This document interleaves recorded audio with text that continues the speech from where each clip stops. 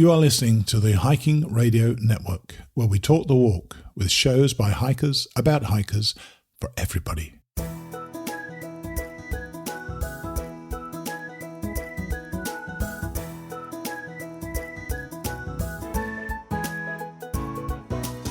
Mighty Blue on the Appalachian Trail, the ultimate midlife crisis. Join Steve and his guests every week as he staggers from Georgia to Maine.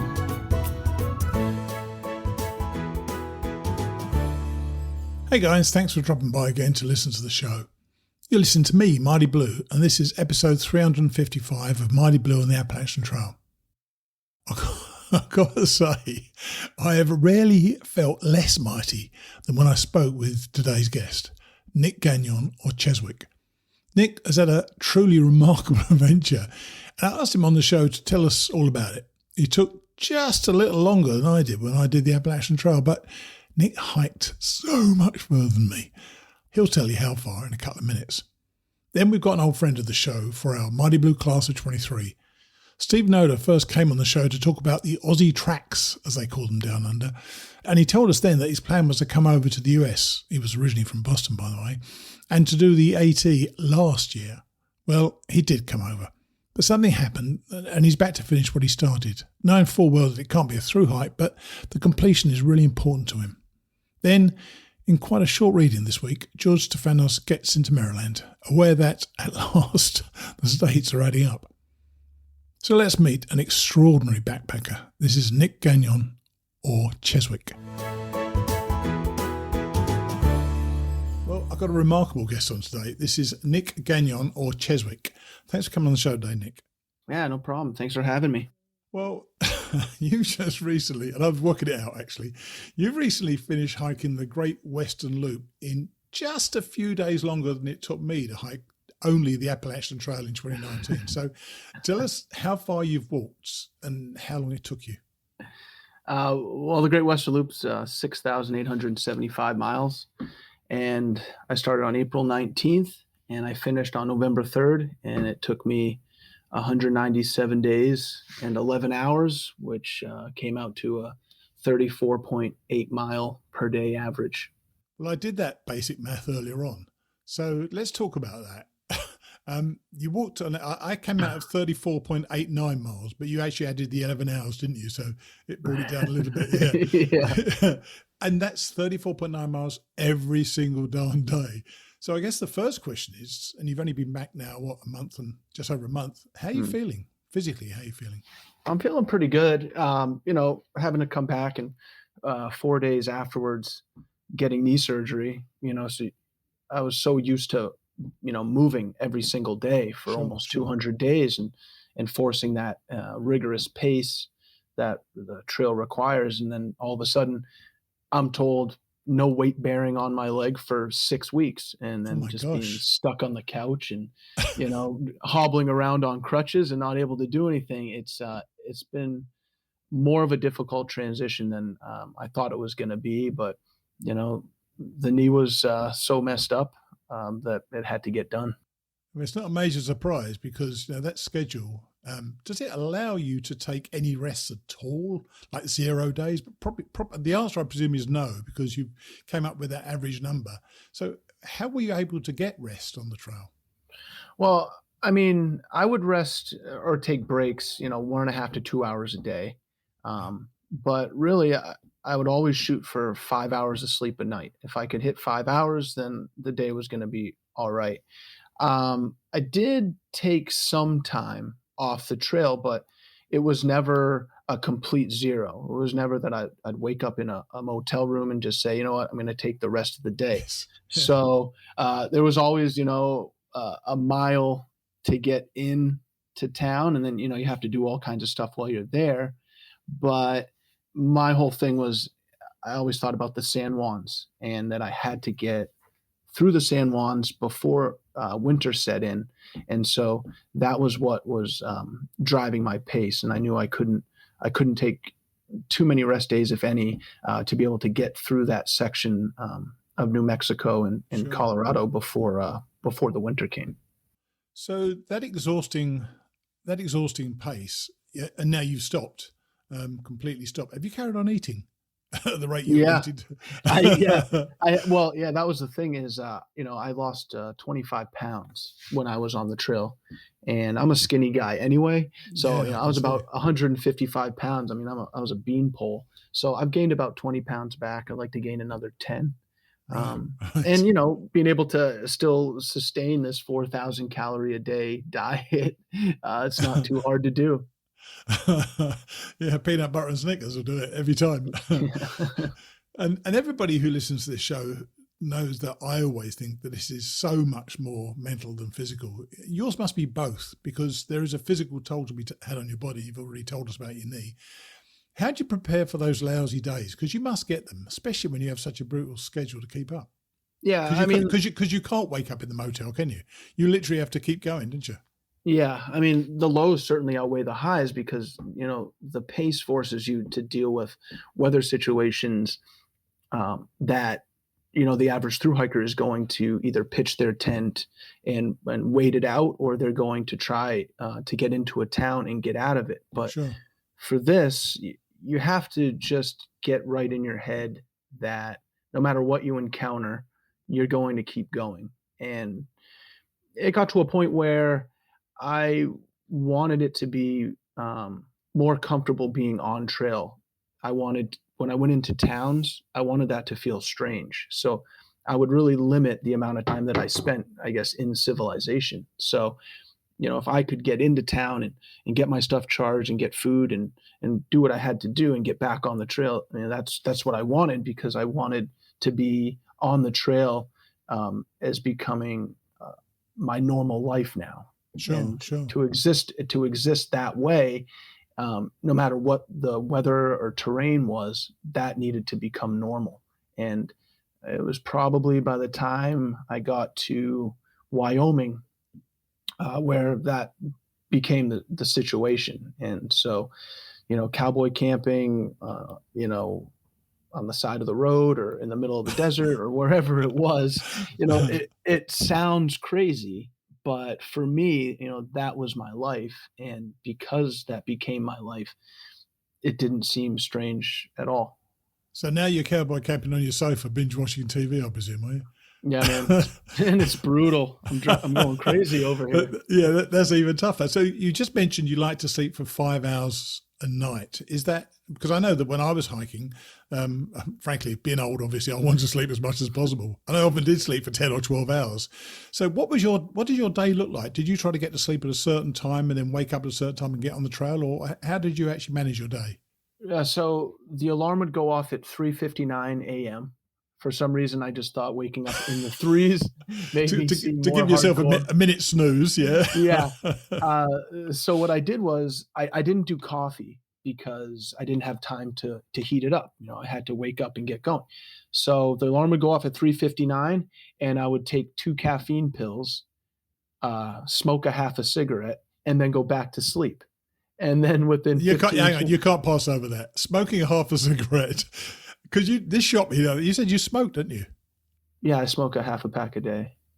And this doesn't impede your ability to do this? Or clearly not, because you did it. So tell me about that. There's a massive dichotomy there. Yeah, I know. I mean, everybody that meets me out there, and they ask me what I'm doing, and then they see that I pull a cigarette out and I start smoking. They can't believe it. I was a smoker for years before I started through hiking. It's just Right. Just a habit that I have. I don't really think about it in terms of this is hindering my physical capabilities. For me, Clearly, yeah. it's so much more helping me with the mental aspect. When I'm by myself out there and I'm stressed out or the weather's not good and I've been alone for 2 or 3 days, in a weird way, cigarettes are my only friend. Whatever works, mate. But whatever it takes is what's important, isn't it, really? It does. And, I did a Mount Everest base camp trek back in 2008, and, we go up over 17,000 feet, and I smoked the whole time. I didn't even think about it. Anyway, But, sorry, I did interrupt you there because you say you take your 2 caffeine pills, you take a half a cigarette, and then I go back to sleep. and I wait for the caffeine to kick in, and that usually takes like 20 to 30 minutes. And then Oh, once it does interesting. kick in, now I'm awake, and now, Right, I start moving, and I like to get on the trail anywhere between 5 and 6 o'clock, right. because at that point it's so much timing. I want to get, um, probably I would do about 10 to 11 miles by 10 o'clock, and that would get me to around 15 to 17 by noon. And Sure. then from noon to 10, I would shoot for anywhere between 25 and 30 miles. And I know I can do Wow. uh, about every hour and a half, hour and 40 minutes, I'll do 5 miles. So I figure from noon to 10, if I take about an hour and a half worth of breaks, by the time 10 o'clock hits, I should be at or around my goal, depending on, terrain and weather. And you're happy to hike in the dark. I mean, it's something I've never really done. It didn't really work for me. Yeah. It wouldn't work for me at all. So you're happy. So you pretty much, you're hiking for 16 hours a day. So you're not actually walking incredibly fast, are you? You're walking fast enough, but you're not really steaming down there, are you? It really depended. It depended on if I need to get to a town to get my mail drop. All So right. much of it is Sure, of course, yeah. a post office game. Not every post office opens at 9 and closes at 5. So many of Yes. them, they do like a 8 to 10, close for an hour, they Yes. reopen at 2, close at 4, and so you play that game Oh, constantly, like dear. with the logistics. But no, I mean, I I was going at a pretty good clip. For a hiker, I walk fast. I'm not really running. People think that I do. And there are times where, your pack is light and the terrain is good. And yeah, I'll do a little bit of trail running, but I saw you running. I saw you running on your finish video, but I'm going to talk about that later. You did yourself a little jog. So anyway, so tell yeah. us actually what the Great Western Loop encompasses, because it's not really a trail per se, is it? It's something almost recently that's come to the fore, I guess. It's a combination of parts of several other trails, isn't it? What does it actually take in? So it takes in the Sonoran and Mojave Desert, and you basically make your way from the Grand Canyon uh, west to the Pacific Crest Trail. And you hit the Pacific Crest Trail about 200 miles into that. And then you follow the Pacific Crest all the way to just about 10 miles short of the border. Right, And from there, you peel onto the Pacific Northwest Trail, which you take for about 680 miles east to Montana. right. And you get to Glacier National Park and you get on the CDT at Waterton. And from there, you take that south. And you do the CDT any way that you want to. I tried to do it differently than I did the year before. And once you get down into New Mexico, eventually you hit the Grand Enchantment Trail, which crosses the CDT, and you take the Grand Enchantment Trail back west, and you take that for a couple hundred miles to the Arizona Trail. And then you take the Arizona Trail north to the Grand Canyon, and then you go into the Grand Canyon and you do the Tonto Trail and the South Bass Trail, and you take that out. And then from there, it's all roads. It's about 100 miles of forest roads, and eventually you get to Seligman, Arizona, and from there you just, for me, I made my way back to Nothing, Arizona, where I started, just making sure that by the time I finished, I hit that 6,875-mile mark. I love that name, Nothing, Arizona. You started at nothing and finished at nothing. Excellent. Yeah, exactly. And you mentioned that you trekked to Everest Base Camp in your early 20s. And was it the Everest Base Camp that kind of reeled you into the idea of doing these epic adventures? Yeah, if you watch movies and you have seen the way Hollywood kind of puffs up base camp, everybody's having a great time, they're drinking beers and they're partying. That was more or less what I thought maybe the base camp was going to be like. Right. And when I got there, it wasn't like that at all. People Oh, were really? just trying to maintain, it's to be at that altitude. I guess the best way to describe it would be you just feel like you're hungover. You're lethargic, you don't God. feel good, you don't have an appetite, you don't want to do anything. So when I got there, that's what I saw. And these people are paying $65,000 to have Sherpas basically make them their camps and fix their lines to the top. And there's always a huge line, and it's extremely expensive. And I thought, I want to do something that keeps me out there and gives me these ultimate challenges. But high altitude mountaineering, which is what I thought I wanted to do, it started to fade. And when I left there, I knew that I was good at trekking, but I knew that I also didn't care to do these high altitude ascents. It didn't seem worth it to me. Yeah, I'm sure. I wouldn't be honest. It doesn't appeal to me in the least.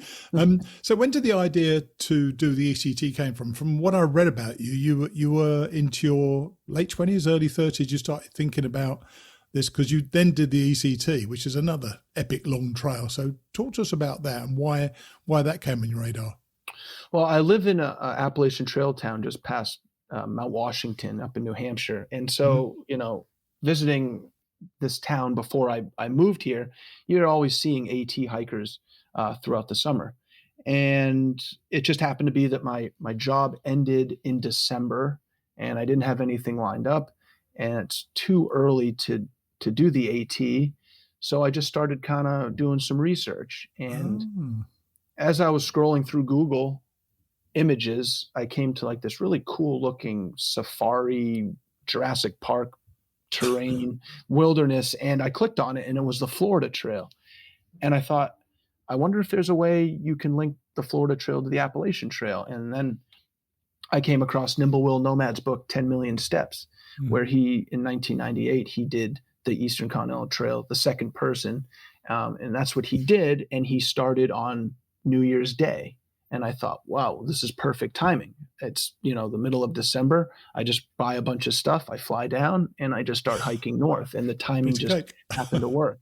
Yeah. I didn't have any goals. It wasn't anything about, setting a record or I had no idea about trail community. I didn't know anything about trail families. I had no clue what this whole thing was. It was only until I arrived at the Springer Mountain in Georgia and I saw like 50 hikers at the start.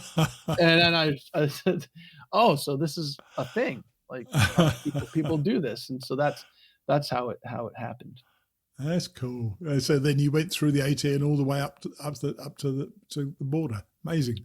Oh no, I went up into Quebec. I finished up at Gas. Wow. Yeah, because when you finish the Appalachian Trail, you get to Katahdin, you still have 700 miles to go north to finish, and you do that on the International Appalachian Trail. Right. So you have to go into Canada and everything. And when we spoke last week, I asked you about what the appeal is of such a long darn hike. And you said, which I thought was a bit startling, you said from a mental perspective, it's not too long. The shorter ones feel too short.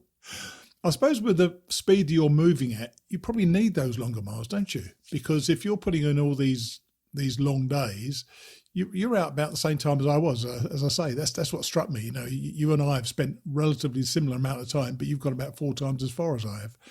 So what is it that appeals to you about that really, the real push that you have to do this? Well, I think it really, it's the challenge to see what I'm capable of. To me, anybody, if they really want to, no excuses, no bullshit, anyone can do an Appalachian Trail, a Pacific Crest Trail, a Continental Divide Trail. And that is a hard thing for people to understand because, if you're a day hiker or a weekend hiker, you're like, but it's so long and everything. And well, what do I do about this or that? But I truly believe no matter how old you are, no matter what you weigh, no matter what your situation is, if you really want to accomplish it, you can. These long ones, especially the loop, it doesn't matter if you really want to. It has another level of physical and mental toughness that you need. And Sure. I don't know if it's something that you can learn or if it's something that you have just that you're born with, because it doesn't matter how tired you are. You have to do the distance every single day. Or you're not going to be able to do it. Or you're not going to be able to do it. And, for the Appalachian Trail, Pacific Crest Trail, you can take multiple zeros. You can have trail families. You can, do all of these things. People go to Six Flags on the PCT for a day. And those are things that they do to help them cope with the difficulty of it. When it comes to the loop, you can't do any of those things. And so that's the difference, it's the separator. So how did you find the loop in the first place then? Were you actually searching for something more difficult after the ECT, or was this something that just, once again, just appeared on your radar while you were scrolling through Google? Actually, when I got to Top of Georgia Hostel on the Appalachian Trail, which I think was like 60 miles in maybe, there was a bunch of hikers there, and I had friends that were working at it, and they had told everybody that this guy was hiking the Eastern Continental Trail. Right. And at breakfast, I was talking to a couple of hikers, and when you're on the Appalachian Trail initially, you're excited because everyone's around, and you're thinking, oh, I got this thing licked, and what's the next one? Maybe the PCT or the CDT. And we were talking, and I thought, I wonder how great it would be if you could link the PCT and the CDT, and I was calling it like the PCT CDT circuit. I had no idea that Andrew Skirka had already established it in 2007, and he had done it. So a couple of years later is when I found out that it was actually a thing and that he had done it. And then Jeff Garmeyer did it as well. So yeah, it really started probably in 2018 was when I seriously started to think about it. And then I had reconstructive shoulder surgery, an ACL replaced, and a bone spur removed in my foot. So I needed all three of these surgeries the year before. Right. So, but then you tried to do it, didn't you, last year? And just tell us what happened, because this is awful. How far you went? Yeah, I went 4,800 miles in 142 days, and on day 140. I stepped on a rock going down a slight downhill, and it rolled underneath my foot, and it folded my foot over, and I broke my third metatarsal. And at the time, I didn't realize it was broken. I just thought, wow, that was a close call. And so I finished out the rest of the day. And then the next day, probably around 4 p.m, I had a road walk into Grand Lake, Colorado, and that's when the soreness started. Didn't think much of it, thought maybe it's just because I was on a road walk. And the following day, by noontime, the pain had started to move around my foot. And by the end of that night, I was limping pretty good. And by the following day, I could barely even walk. So I did about 100 miles on it, broken. And the thing is, you go that hard and that long, you go through so much to get to that point. I couldn't admit to myself that I had actually broken my foot and that the hike was over. Yeah. So, but then it was. And I went home for 4 weeks, but then I still couldn't give it up. I felt like I left almost 5,000 miles on the table. And for me, you have to do these within a calendar year. It doesn't matter if it's AT, PCT, CDT. If you want to be a thru hiker, you have to get it done in a calendar year. And I wasn't going to come back the following year and then do the last remaining 2,000 miles and say that I hiked the Great Western Loop, because that to me would be opening up a Pandora's box. Now people will start to manipulate it. And the challenge of the loop is to be able to get through the Sierras early, up to Canada, over to Montana, down through the San Juans, and back to where you started. They're the two crucial areas, aren't they? The Sierras and the San Juans, yeah. Okay. Yeah, and so that's 4,700 miles between them. And if you can't do that pace, which is about 1,000 miles a month, which is about 250 miles a week, which is more or less around a 35-mile average, give or take, you can't do it. So I felt that if I was going to do it, it was going to have to be in one go. So you knew you were going to go back this year, and you did.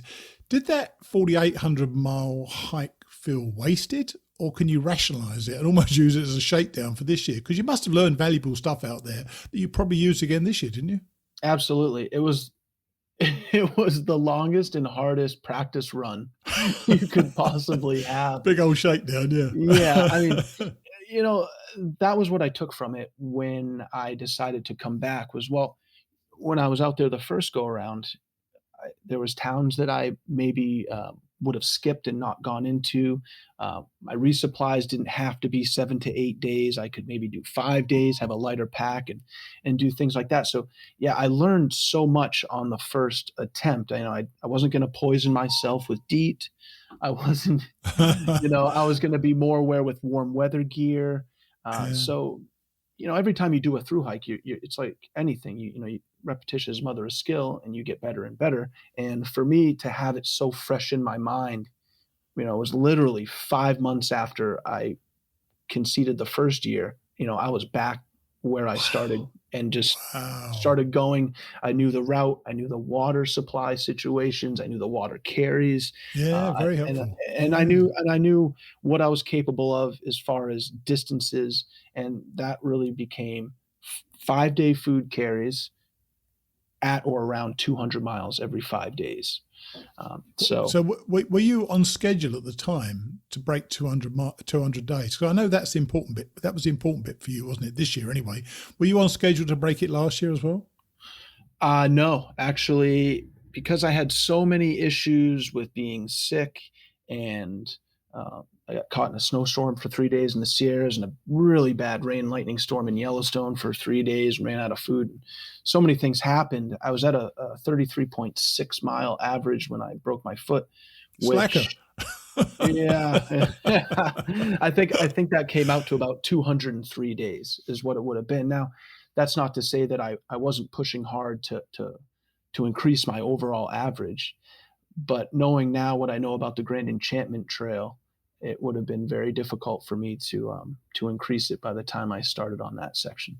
Why is that? Was that particularly tough? Well, the Grand Enchantment Trail that's what it's called, but it's a route. It's using existing trails that are already there, and it's kind of linking it together with route finding through deserts, down Right. canyons and up ravines, and there's no markings that say Grand Enchantment Trail. And a lot of these obscure trails, you'll find, don't get the maintenance and the attention that Of course. the big ones get. So, Sure. there's sections of these where you're hurtling over hundreds and hundreds of blowdowns. It's hard to find the trail, and Wow. your pace gets down to 1 mile every hour. I mean, there was a few days on the Grand Enchantment Trail where I did do 16 to 18 miles a day, but I didn't Wow. even hit 30 miles because of the difficulty of it. And so if I was to have gotten to that point last year with a 33.6 average, it's hard to know if I would have been able to increase it. So you now just the third person to complete this trail, and you're the first to do it in under 200 days. Is that right? Well, I'm the first to do it in under 200 days. I'm the third to document it clockwise. Right. There was a German that did it counterclockwise last year. He got hit with so many fires going in that direction. He basically couldn't do the PCT the way it's set up. He had to do this alternate route. He had to do a ton of road walking on the PNT. So he did a loop. He didn't really do the Great Western Loop. I have a friend that did 6,300 miles last year. He's already done the Grand Enchantment Trail. So he knew that was a section he wanted to avoid, and rightly so. So he went into Colorado, and he cut west and came down the backside to the Grand Canyon. So he did 6,300 miles. And then there's another guy that I believe did skip some sections. So, there's a few things you have to do to be considered someone that has done it, I believe. And one is you have to do the mileage distance. Andrew Skirka says it plainly, 6,875 miles. So that's the target. You have to hit all 5 long distance trails, and you got to link them together. As far as the Mojave and Sonoran deserts, you do those any way you want because there isn't a trail. But there are connected. It's just connected footpath, isn't it? Really, that's where you 6875 connected steps, haven't you? Really, basically do that loop. And having done it the 4,800 miles and the 68 whatever, so over 11,500 miles of trail, would you say that there's now an optimal starting point and an optimal start date as far as you're concerned? If you were ever to do it again, God forbid, but if you were to ever do it again, would you start at the same place and at the same date? Yeah. But the reason why I started where I did is so much about timing. You have to luck out with the Sierra snowpack. And fortunately for me, these last 2 years were low amounts of snow. So I knew that if it took me 8 days to get to the PCT, and then it took me another, whatever it was, 2 weeks or whatever to get to the start of the Sierras, by that time, the snowpack would dissipate. All I had to worry about was whether or not they were going to get some kind of freak storm. Sure. And that happened to me last year. My timing was relatively the same, but when I left Mammoth and got back on trail right in the middle of the Sierras, actually in Yosemite, I got hit with a really bad 3-day storm. And talking to people at Kennedy Meadows North, they told me that this is not uncharacteristic. So I was really concerned that that was going to happen again this year. Uh-huh. So I just made sure that I had the right gear for it. But yeah, so much of the trail is about timing, where you start. And that's why, we all start down in Arizona, because you need to time it so that by the time you get to the Sierras, you're getting in there early, but not too early, but you can't be too late because you still have to go up, over, and down. How interesting. Yeah, how interesting that is. And from just talking to you last time, it was clear those two were the San Juans and the Sierras were the ones that made the hike or broke the hike, I presume. Because if you can't get through them, you're done, aren't you, really? So, well, there's the Creed cutoff on, oh my God, in the San Juans. So, for me to legitimately do the Great Western Loop, you have to do the entire red line of the San Juans. Right. Anyone can just cut right down and cut all of that out. But for me to say that I did the Great Western Loop, I had to do those. And there was a few of those hallmark sections of trail that I felt had to be done. And that was one of them. Yeah. And for you, and we kind of touched on this a little bit last week, is hiking a hobby or more of a mission? And do you actually enjoy it? Are you having fun out there? I enjoy it on day hikes and stuff.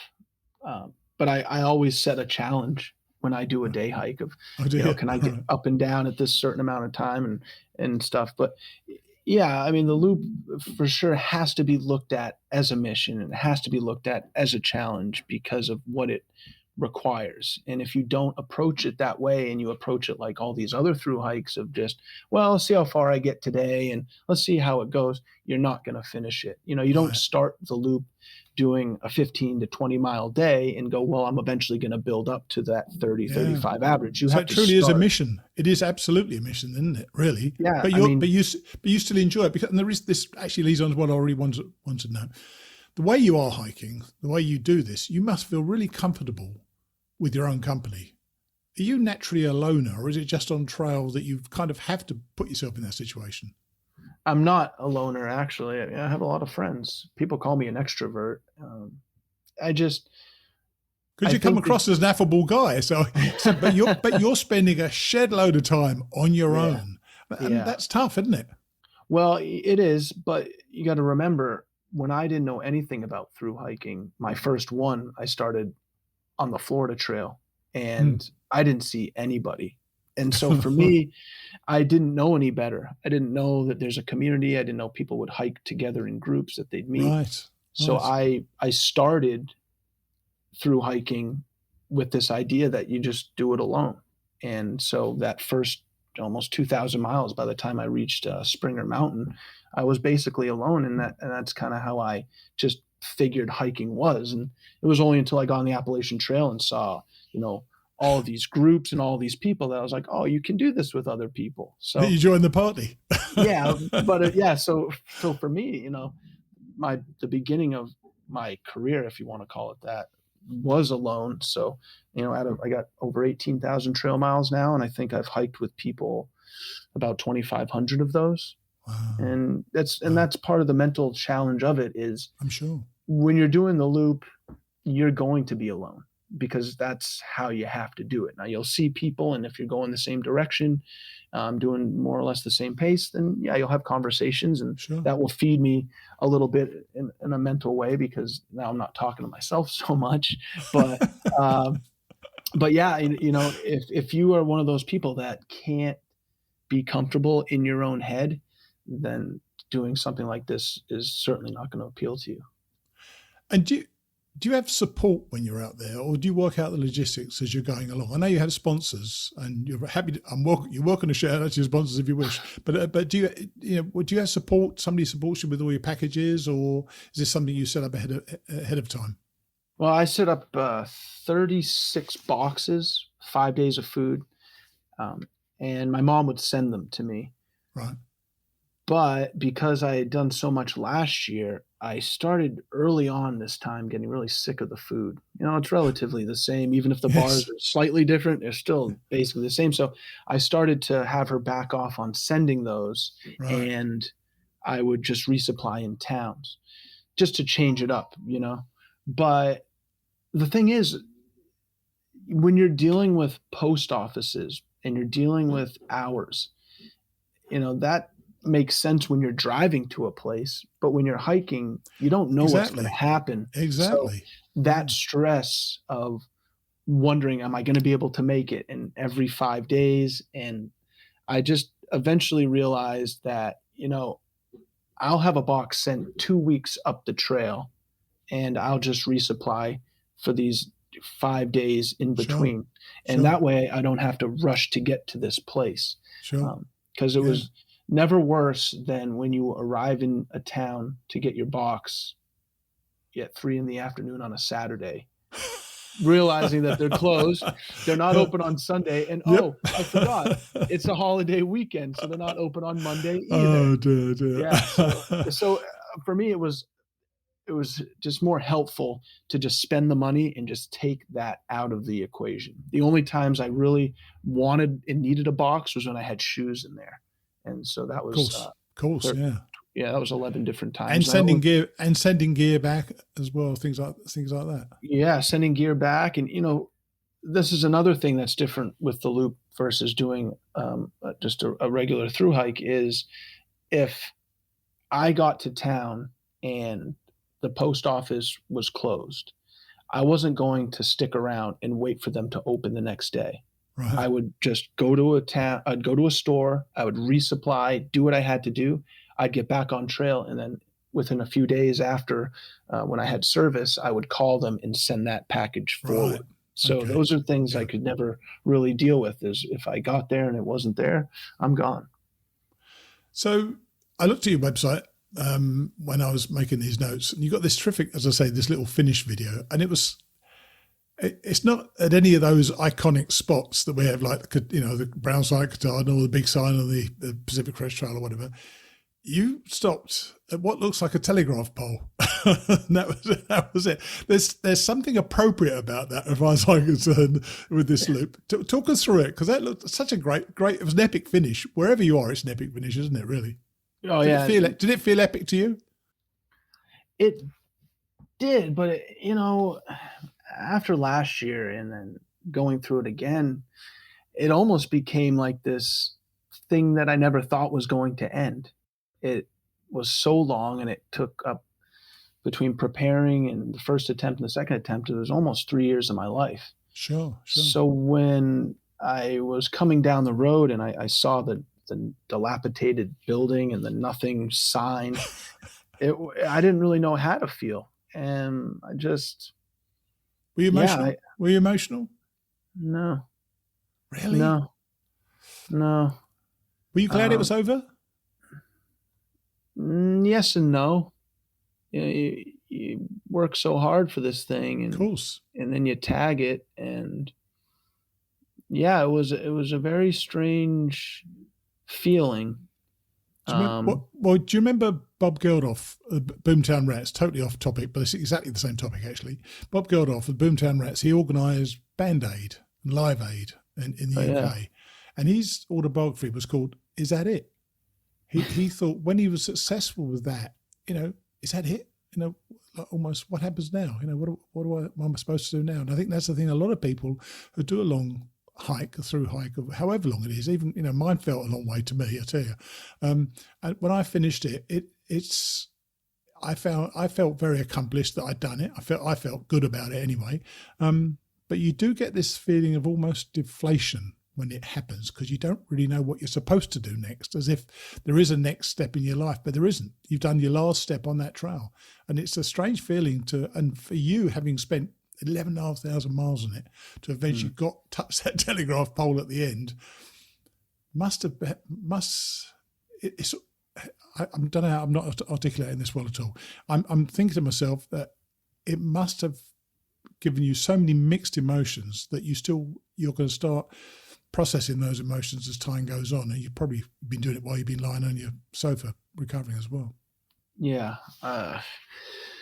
It was weird, and it still is. It didn't help that I had knee surgery 4 days later. No, I'm sure. It Yes. did not help because I have a lot of friends in the community that, as soon as they got home, they would meet with their friends and family, but then they're back out hiking, here and there just because they want to keep doing it, and I can't do that. So that made it very difficult.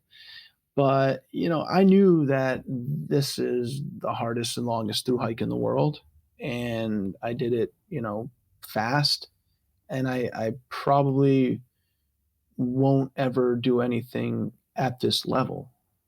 And I have to be okay with that. There's nothing else I could possibly do, I don't think. I mean, there's that one that starts in South Africa, finishes in Vladivostok or something, about 15,000 miles. Go for it. Yeah. Actually, last week, my web designer and I were talking about me doing that. But the loop and water carry issues and logistical issues, that's one thing. Dealing with civil wars and different I would do that if I was you. That's a whole nother level. So yeah, it's going to take some time, and there's all these other trails. So it was just it was weird when I got to the hotel that night in Vegas, and I got to the room and I didn't. Well, that was a culture shock, wasn't it? Yeah, and I get in the room and I threw my pack down and I literally just sat for 20 minutes on the couch, just didn't know what to do with myself because you get so used to, okay, you walk into a room and where are the outlets? All right, I got to wash my clothes. I got to take a shower. I got to pack my bag. I got to check my food supply. And that was really weird not having to do that anymore. So that was the first kind of like, oh, wow, this is over now. And I never really prepared for it because I never thought it would end. Well, as a Brit, I must say, looking at your website again, as I said today, I noticed that you quote the British philosopher Alan Watts. You say, the quotation says, it's better to have a short life that's full of what you like doing than a long life spent in a miserable way. And that kind of sums up really why a lot of people do a number of things, isn't it, really? It's doing things because you want to do it and not just doing the things you just didn't want to do. Because when you talk in your about page, you talk about you're approaching your 30s and the idea of settling down and the wife, kids and a job and all that sort of thing didn't appeal to you. So you're now in your mid-30s. So what is next for you? What are you going to do next? Well, I think the Hey Duke Trail is appealing to me because it's a route. And I realized about 3/4 of the way through the Grand Enchantment Trail that I wasn't enjoying it because of the pace that I had set for myself, but that I would enjoy a route versus a trail if I didn't have a strict timeline. Sure. And once I realized that, the get was only going to allow me to do so many miles per day, no matter how hard I pushed. And it almost seemed like the harder I pushed, the more it would push back on me. Sure. So once I just conceded to what it was going to allow me to do, I enjoyed it a lot more. And I thought, well, if I can approach the Hey Duke route in the same way as now I'm doing the Grand Enchantment, I bet it would be really fun because it's so much more of an adventure. When you do thousands and thousands of miles, and initially your first couple of through hikes, you enjoy knowing that you have water caches and knowing where the campsites are and town stops. But after so many miles, the kind of lose the challenge of it. You need that challenge. I was about to say, you need that challenge, really. Yeah, and so even though the Hey Duke is, I think, 800 or 900 miles, it's extremely difficult. And so, basically, the next step for me is to take everything that I've learned in these 18,000 miles in 7 years or whatever it is, and apply all of that to a route. And even though the Grand Enchantment Trail gave me hypothermia, cut and scratched me and ripped my clothes and beat me up so much, I became such a better hiker by the time I got out of that section. Sure. And so for me now, it's those routes, I think, would be the next step. And to do them without feeling like I need to do them in a certain amount of time. if I do 20 miles in a day and I'm 20 done, miles in a day, yeah. I'm just done. Yeah. It's like a bit. I mean, for me, 20 miles was a big day. But look, I tell you, I'm full of admiration for what you've done. It's you've done something absolutely beyond my comprehension. So, firstly, I thank you for coming on the show. But secondly, congratulations! What a fantastic achievement! No, thank you very much. Yeah, I appreciate that. It's hard to get a pat on the back all the time now, but I'm getting used to it. Yeah, you should do. You should do. You've done something pretty remarkable. So well done, you. Well done. Thank you. Appreciate it. Okay, man. Well, take it easy, okay? And if you do another exciting one, let me know. Absolutely, I will do that. Okay. Cheers then. Bye. Hey, thanks. Thank you. We actually hadn't finished. When I stopped recording, Nick had forgotten to mention something to me. So I pressed record again. So we're back on with Nick because first thing he did, by the way, was light up a cigarette, which was excellent. And then he said, we didn't talk about the foundation. So tell us about that. Yeah, so I created the Fill It Up Foundation because when you're out there on the trail, especially in the Western United States, you realize how dire the situation for clean, drinkable water is. Sure. And so I came across the Chris Long Foundation and their Water Boys initiative, which builds wells in the most needed areas of the world for people that don't have access to clean drinking water. So when you go onto my website, you can donate $8 and that will provide a single person drinking water for the rest of their life. $30. Good Lord. Yeah, really? It's only $8. $30 is a family of 4. $100 prevents 1,500 hours of jerry can walking, which basically means if you live in one of these African villages, you have to take a jerry can and you got to walk miles to a water hole, which is usually filled with trash and feces, and they're going to fill that up and they're going to hike back and they're going to use that to cook and clean and brush their teeth and bathe.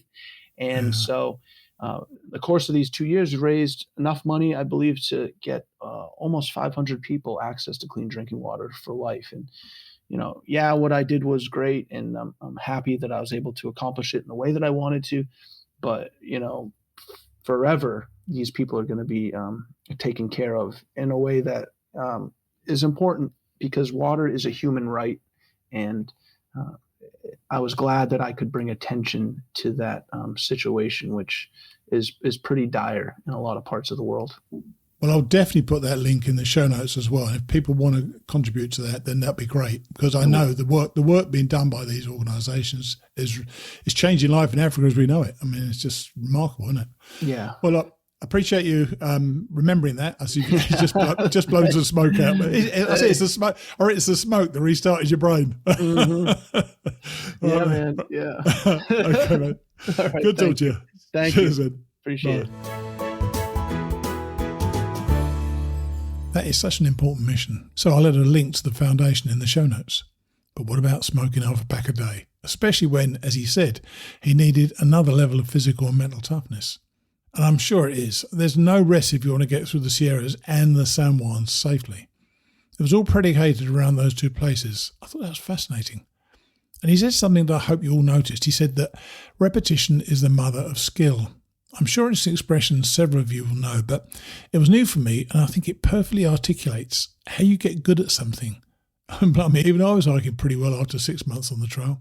As he said, if you really want to do the AT, there's nothing that can stop you.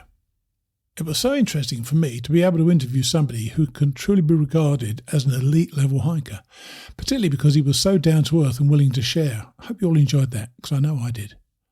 Now, in our Mighty Blue class of 23, we've got an old friend. Here's Steve Nota, all the way from Australia. Well, some of you may remember today's guest as a member of the class of 2023. He was actually a member of the class of 2022 originally, kind of. He was on the show. His name's Steve Nota. Hey, Steve, how are you? G'day, Steve. Yeah, I'm doing well. Yourself? I'm not too bad. And for Bostonian, you've got quite an Australian accent there, I can tell. Well, I did get my Boston accent going for the 7 months I was over there. It comes and goes. Yeah, that kind of gives it away, really. You went in 2022, but you're going again in 2023. So tell us actually what happened, because you were a guest, I think it must have been in 2021. I'm trying to work my way back now, yeah. And because you were because you were telling us about the Australian tracks, as you call them over there, or trails. Yep. And you were going to hike the AT in 2022. Tell us what happened in 22. In 22, after 2 years, I was able to get myself back to the States. COVID, of course, was putting curtailing travel. Sure. So got home, saw me mum in February, spent about a month with her, started the trail on the 15th of March, made it up to Franklin when I got a dreaded call from some of my mom's neighbors that she had taken a churn. So spent close to 3 months looking after her, laying her to rest, unfortunately. And I was able to restart the trail at that point at Harper's. I'm sure, though, Steve, you probably feel that was a privilege to have that opportunity to do that, don't you, really? That you actually were with your mother and spending that time with your mother. It was. It was. Look, it's bittersweet, isn't it? It's bittersweet. Yeah, bittersweet. And you made the observation, I think, a few episodes ago about it didn't hit until you made this comment. You said, became an orphan at 64. Oh, And it's funny that you say that, but it's an odd way to say it. But I never thought of it that way. But yeah, of course you miss her and all the rest. So for me, restarting the trail in May was very cathartic for me. I was able to make my way from Harper's up to Bear Mountain. Right. Then I had to get off trail to clean up the house, get it ready to put on the market.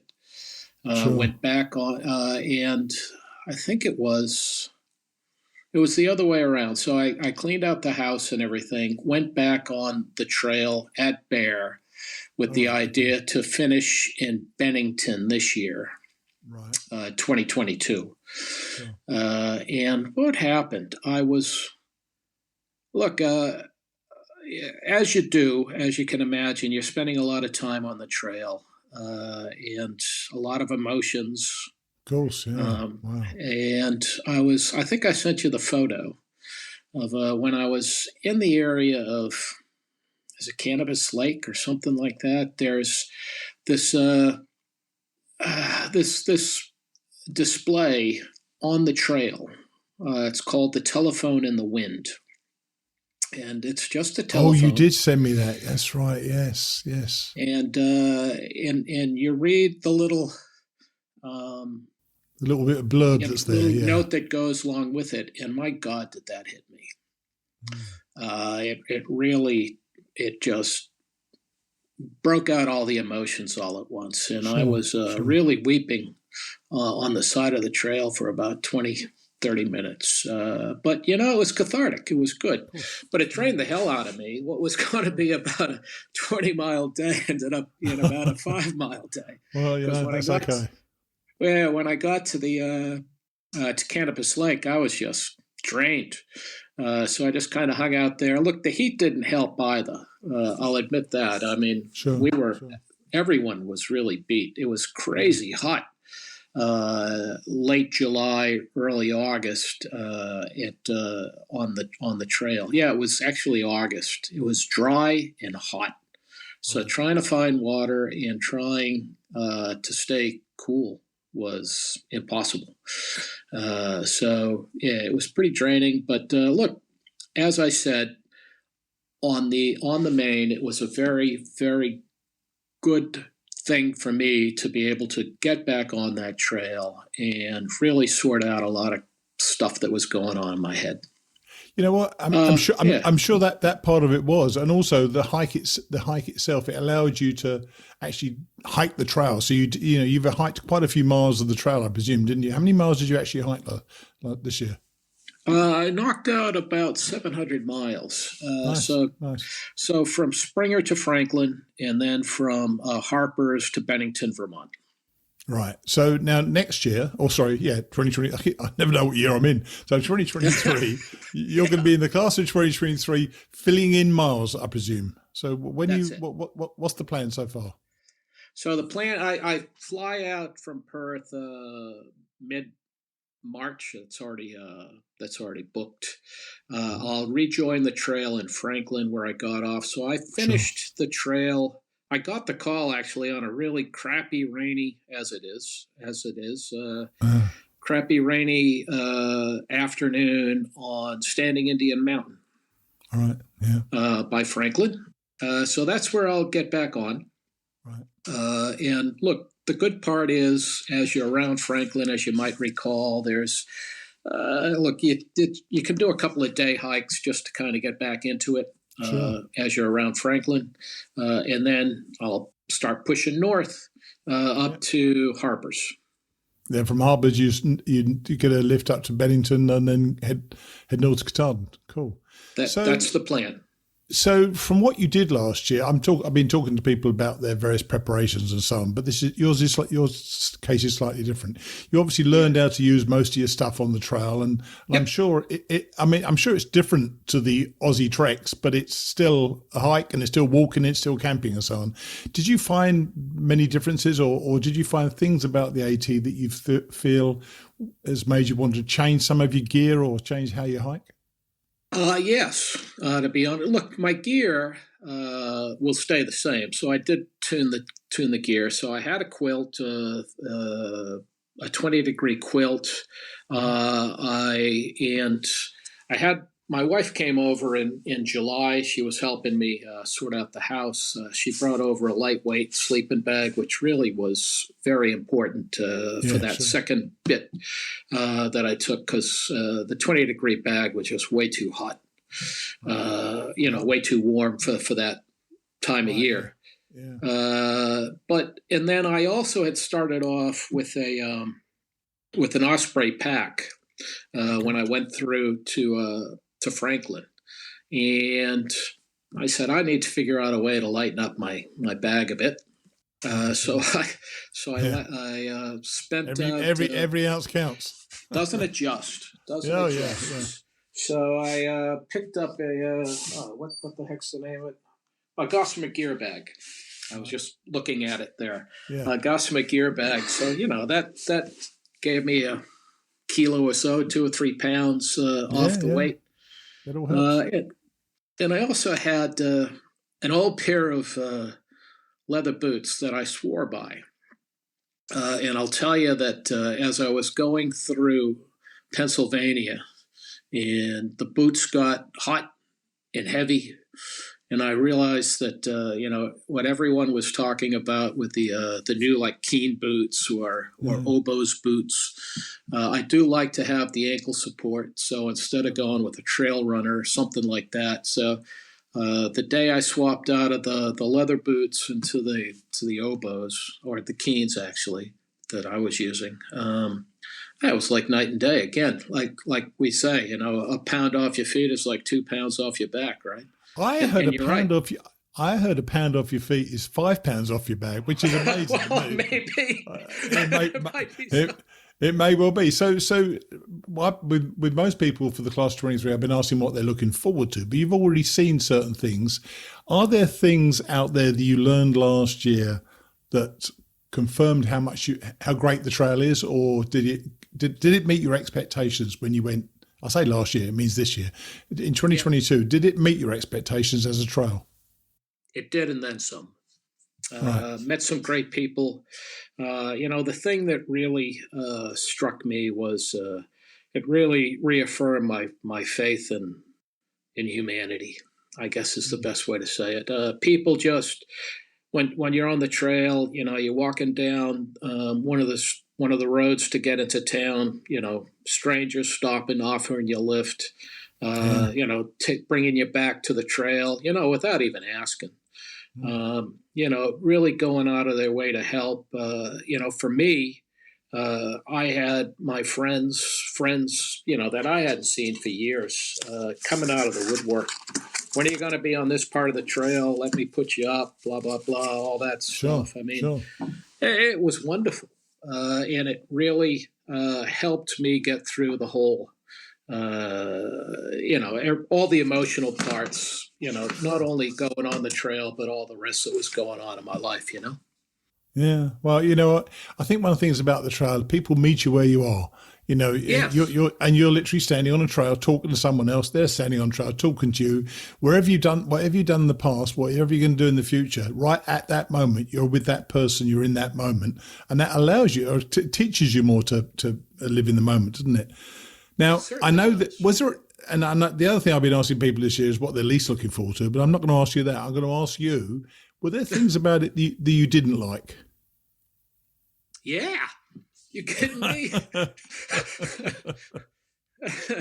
Oh my goodness! Where can I start? No, look at what I really had a hard time with was that push from Bear Mountain to Bennington was crazy hot, and there was a drought, so water sources were really few and far between. You really had to plan ahead for water. It was almost, and you hear people talk. I met one gal on trail, and she had done,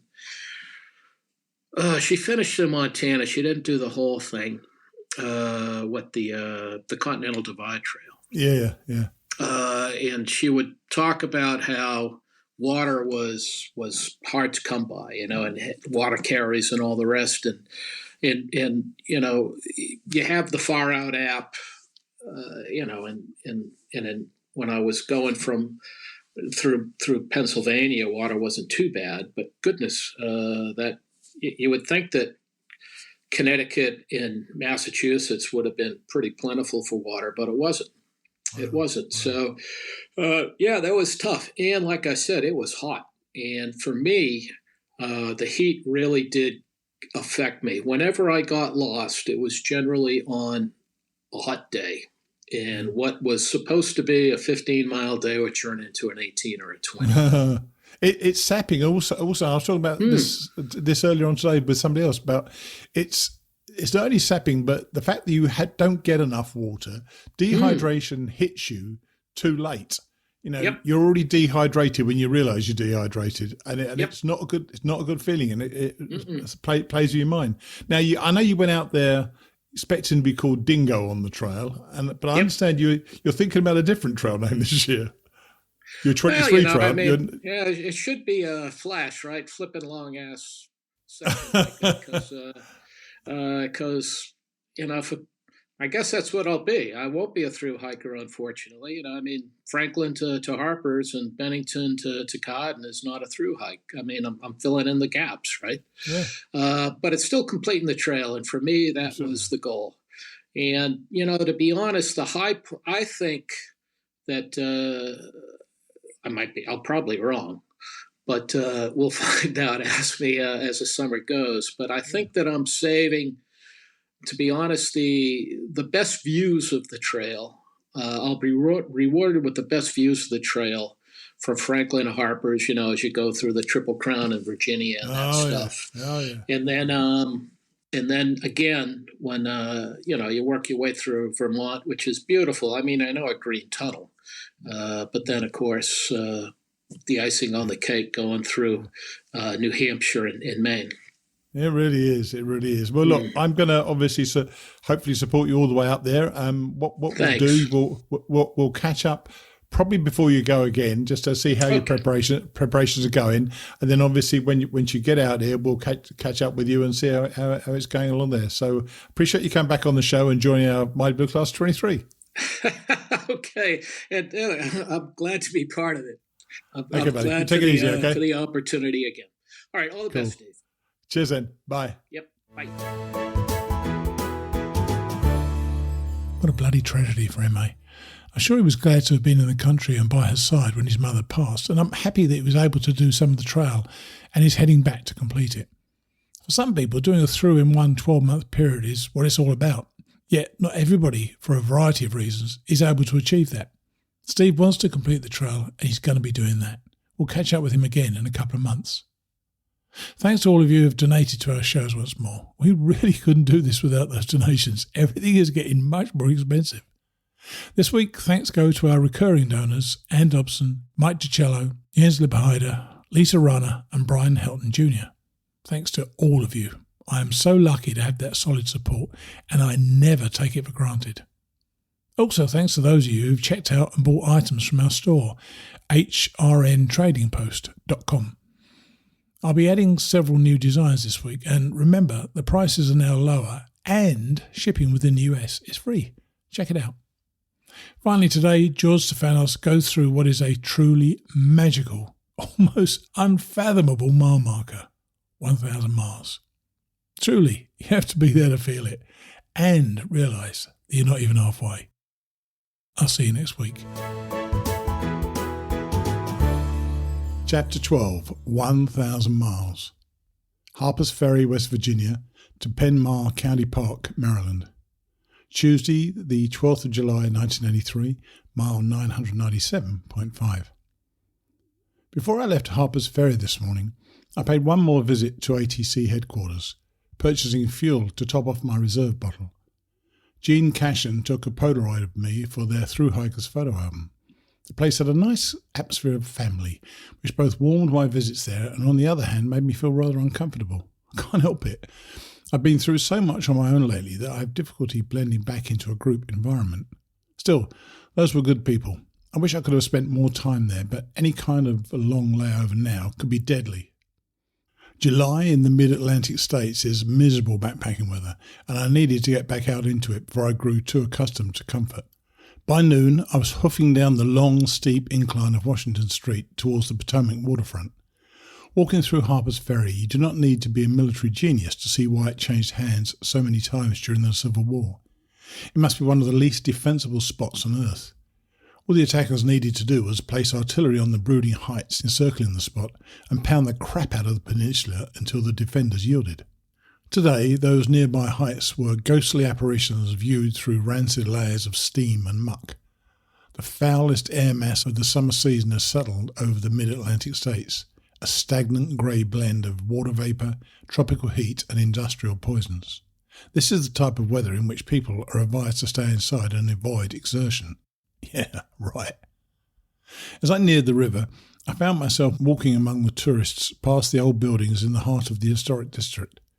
A somewhat anachronistic touch to this scene from out of the 19th century was provided by the cheerful red and white glow of a sidewalk soft drink vending machine. I actually managed to pass it without stopping. As I have previously said, I always hate to depart a trail town. However, once I do, I am all business. Sometimes. I climbed a short flight of wooden steps up to the B&O Railroad bridge over the Potomac. This was the unofficial section of the 80s Harper's Ferry Side Trail. Unofficial because the Baltimore and Ohio Railroad posts the walkway against trespassing in order to absolve themselves from legal responsibility in the event of a pedestrian accident. The official AT avoids Harper's Ferry and this long detour west and crosses the river on a highway bridge a few miles east. Having owned the deed to this railroad through many games of Monopoly, I felt entitled to bend the rules a bit. On the Maryland side of the river, 5 states down, 9 to go, I crossed the remains of the old Chesapeake and Ohio Barge Canal. It was a main artery of trade between Washington, D.C. and the interior for a time after its construction in the mid-1800s. Badly damaged during a Potomac River flood in 1924, it was never reopened. Today, the National Park Service administers 185 miles of the route as a linear National Historic Park.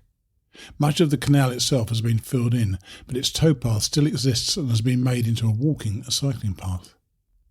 The old towpath was wide and flat and lined with tall shade trees, whose intertwined branches formed a solid green canopy high overhead. That roof provided a valuable break from the relentless July sun and probably kept the air temperature beneath several degrees cooler. I turned onto the towpath and followed it east. Eventually, I passed the highway bridge and the Appalachian Trail joined the towpath for a while. I was once again following its white paint blazes. I'd been informed by southbound hikers that the shelters in Maryland are all armpits. While on the canal path, I passed Weaverton Shelter. The sight of that shelter made me glad that I would only be in Maryland for 2 nights. Directly adjacent to the towpath and easily accessible from a nearby road, it looked like it had been receiving heavy use from the local kids as a party spot. It was dirty and in a state of imminent collapse, with garbage strewn everywhere. If that was any indication of what is to come, my tent will come in very handy for a while. From northern Virginia to western Connecticut, the Appalachian Trail runs very close to the western fringe of the developing megalopolis, which stretches from Washington to Boston. Although it avoids the dense concentrations of humanity, the steady suburban flight of the previous 20 years definitely impacts this portion of the trail. A lot of people now live very close to the AT, and the old shelters which were built on or near roads during an era when these areas were the boondocks are now easily accessible to a considerable population. Vandalism and simple carelessness have led to the destruction or removal of many shelters and the degradation of many that remain. The results speak for themselves. Not far past the shelter, the Appalachian Trail left the canal path, crossed the B&O railroad tracks, passed under US 340 and began the ascent of South Mountain. That is the long ridge which I will be following throughout Maryland and into southern Pennsylvania. The climb was not all that bad. On a nicer day for backpacking, for instance a mere 90 degrees with only 80% humidity, it would have been a snap. Today that climb was a death march. The air was heavy and useless, scorching my lungs and filling my blood with toxins. My body's cooling system was totally inadequate for the task. I became lightheaded twice in 1 mile and had to sit for a few minutes each time in order to allow enough sweat to evaporate from the system to recover a bit before I could continue. The views from Weaverton Cliffs of the Potomac and the Virginia Blue Ridge beyond were impressive. My vantage point also made it painfully obvious just how humid it was. I could see steam hanging lifeless in the air like the inside of a sauna. Still, I was mighty happy to have that climb behind me, and the view perked me up a bit. I was beginning to encounter the famous South Mountain mosquitoes, so I covered myself liberally with repellent and resumed my hike. From the cliffs, the AT followed the crest of South Mountain along woods roads and trails, eventually descending into Crampton Gap and Gatlin State Park. The park is located on what was once the Ridgecrest estate of one of the newspaper correspondents who covered the Civil War. Today, several stone buildings in various states of disrepair survive. The centrepiece of the park is a 50-foot-high stone arch dedicated as a memorial to Civil War newspaper and magazine artists and correspondents. I was planning to spend the night in Crampton Gap Shelter, less than a mile north on the Appalachian Trail from the park. While passing through Gatland, I met 2 men travelling southward. They told me that the shelter was a miserable hovel and its spring was stagnant from the effects of a prolonged drought. Time for a new plan. There's a picnic area in the state park, adjacent to a small building equipped with water fountains and restrooms with flush toilets. I spread my sleeping bag on top of one of the picnic tables and set out in search of my own true love. The philosopher's guide to the AT had told me that she would be here. Relying on instinct, I looked around and noticed that the building housing the restrooms looked to be a little larger than necessary. I walked around behind it. Sure enough, there she was, the most beautiful Coke machine that I had ever seen, and right on the Appalachian Trail. She was a stuck-up, high-priced little 50 cents a can, but I succumbed to her charms and bought 3. I do not usually carry the weight of coins between trail towns, but I lugged some out of Harper's Ferry just for her. I have enough change remaining to pay her a quick visit when I hit the trail tomorrow morning and grab 1 more for the road. I spent more than a month grinding through the massive Virginia chunk of the AT, but despite my short day today, less than 10 miles, I left West Virginia behind and am only 31 miles from Pennsylvania. Maryland is a great morale booster in that respect. The states begin to go by much more quickly now.